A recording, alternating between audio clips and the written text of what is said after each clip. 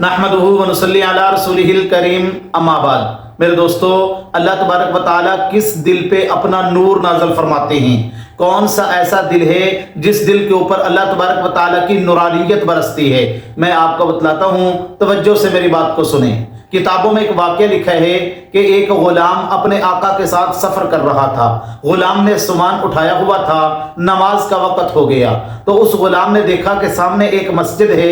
اپنے آقا سے کہنے لگا کہ دیکھیں آقا، نماز کا وقت ہے، اگر آپ کی اجازت ہو تو میں مسجد میں جا کے نماز ادا کر لوں۔ اس نے کہا ٹھیک ہے۔ تو اس غلام نے اپنا سامان وہاں رکھا اور مسجد کے اندر جا کے نماز ادا کرنے لگا۔ اب نماز پڑھتے ہوئے اسے کچھ وقت لگ گیا۔ یہ جو باہر اس کا آقا کھڑا ہوا تھا، اس نے اس کو آواز دی، کہنے لگا دیکھو کتنی دیر ہو گئی ہے آپ کو مسجد کے اندر گئے ہوئے، کون سی ایسی چیز ہے جو آپ کو مسجد سے باہر نہیں آنے دے رہی، جلدی کرو باہر آ جاؤ۔ اب اس غلام نے آگے سے کہا میرے آقا، جو ذات آپ کو مسجد میں نہیں آنے دے رہی وہی ذات مجھے اپنے گھر سے باہر نہیں جانے دے رہی۔ یاد رکھیں کہ جس دل کو اللہ پسند فرماتے ہیں وہ دل اللہ کے گھر کے اندر جانے کے لیے بے قرار رہتا ہے، اس شخص کا دل مسجد میں لگتا ہے۔ اسی لیے فرمایا کہ جو بندہ اللہ کے گھر میں رہتا ہے، اللہ تبارک و تعالیٰ کی رحمتیں برکتیں اس کے اوپر برستی رہتی ہیں۔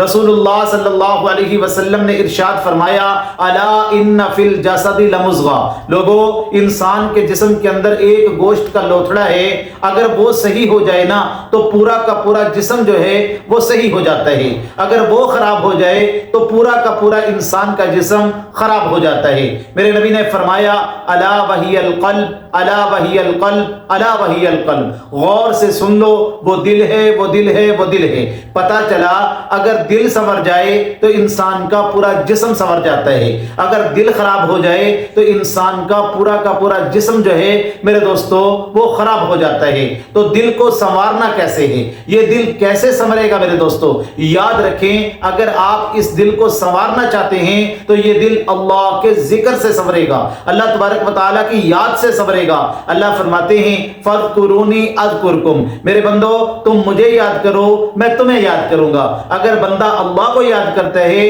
اللہ اپنے بندے کو فرشتوں کی مجلس میں یاد کرتا ہے، اور جب بندے کے اوپر کوئی مشکل حالات آ جائیں، کوئی پریشانی آ جائے، اگر بندہ اللہ کا ذکر کرنے والا ہو، اللہ کو یاد کرنے والا ہو، تو اس موقع پر بھی اللہ تبارک و تعالیٰ اپنے بندے کو یاد رکھتے ہیں اور اپنے بندے کو ان مشکلات سے نکال کے دکھاتے ہیں۔ اگر آپ کو یقین نہیں آتا تو قرآن کو پڑھ کے دیکھ لیں، انبیاء علیہم السلام کے واقعات کو آپ پڑھ کے دیکھ لیں، جب بھی ان کے اوپر کوئی مشکل آئی، کیونکہ وہ اللہ کا ذکر کرنے والے تھے، اللہ کے محبوب بندے تھے، اللہ کی یاد ان کے دل میں ہر وقت موجود رہتی تھی، تو اللہ تبارک و تعالیٰ نے ان کو کیسے ان مشکلات سے نکال کے دکھایا۔ تو اپنے دل کو سنوارنے کے اوپر محنت کریں میرے دوستو، اللہ کا ذکر کریں، ہر وقت اللہ کی یاد آپ کے دل اور آپ کی زبان کے اوپر جاری ہونی چاہیے۔ یہی وجہ ہے، آپ اندازہ تو لگائیں، اگر آپ دودھ لینے کے لیے کسی کے پاس جاتے ہیں اور جب وہ برتن لے کے جاتے ہیں، اگر اس برتن کے اندر گندگی لگی ہوئی ہو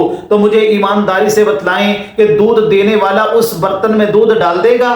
کبھی بھی نہیں ڈالے گا میرے دوستو، کیونکہ وہ کہے گا بھائی جو برتن لے کے آئی ہو یہ تو برتن گندا ہے، اور دودھ تو اللہ کا ایک نور ہے، اللہ کی ایک نعمت ہے، میں اس گندے برتن میں دودھ نہیں ڈالوں گا۔ میرے دوستو اگر دنیا کا کوئی بندہ آپ کے گندے برتن میں دودھ ڈالنے کے لیے تیار نہیں، تو جو میرا رب ہے وہ اپنی یاد، اگر آپ کے دل کے اندر گندگی ہے، آپ کا دل گندا ہے، آپ کے دل کے اندر گناہ موجود ہیں، مجھے بتاؤ وہ اپنی یاد کیسے ڈال دیں گے؟ کتابوں میں واقعہ لکھا ہے نا، اللہ تبارک و تعالیٰ کسی جگہ پہ نہیں سماتے لیکن انسان کے دل میں سماتے ہیں میرے دوستو۔